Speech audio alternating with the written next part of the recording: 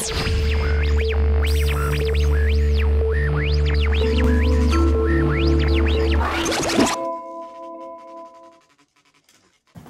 this is Josh Marshall from TPM Media. It's April the 5th, 2007. Remember last week we introduced you to Tim Griffin. He's the U.S. Attorney from Arkansas who was installed using the USA Patriot Act. One of the things we used to introduce you to him was a BBC documentary from the year 2000 about opposition researchers. And the scene we showed you was Tim Griffin running the RNC Oppo Research War Room during one of the Bush-Gore debates. Now, one of the interesting things about this scene is the whole U.S. Attorney scandal is about the politicization of the Justice Department. And when you go back and watch that scene, you see how many people who later ended up in the Bush Justice Department were there that night in that Oppo Research War Room, i.e. political operatives going on to run the Department of Justice. Now, we knew about Mark Carollo. He's currently runs a media affairs office in Washington, D.C. Before that, he was the chief spokesman for the Department of Justice.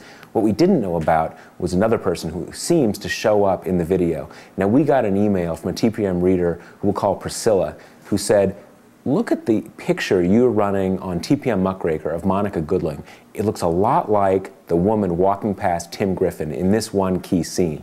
You can see her email here showing the two pictures together. Now let's look at that scene. Hit or whatever, just email it around. Tim Griffin and his colleagues do Oppo. Okay, so here you see her coming through the scene. They look for any slip by the enemy. Let's see that again. Now let's compare that to a photo from the Regent University website of Monica Goodling. Now there are a few more photos from the same website. Let's look at those two. Let's compare them two again. Now, is that Monica Goodling? It certainly looks like her. It's very hard to know for sure because Monica Goodling is not taking any questions from the press whatsoever. What we did do, though, is go back and look at her resume and see, is there any good reason to think that she would have been in the Republican National Committee's Opposition Research War Room on the night of one of the Bush-Gore debates in the year 2000? Well, the answer is yes. Earlier this week, the Legal Times ran an article which explains that Monica Goodling worked for the Republican National Committee's Research Department in the year 2000, and in fact, she worked for Tim Griffin. So there's really every reason to think that it is her, and of course she went on to play a very big role in the current scandal. She was, of course, in the key meeting on November 27th, where we now know that Alberto Gonzales signed off on the firing of the U.S. attorneys. And if you go back through the email document dumps from late March, you see that during the critical period, the second half of last year, she was in pretty much constant email correspondence with Tim Griffin, with Kyle Sampson, all the key players in this story. So the latest on Monica Goodling is she's telling the House and the Senate that she's pleading the fifth if and when they call her to testify before their committee hearings.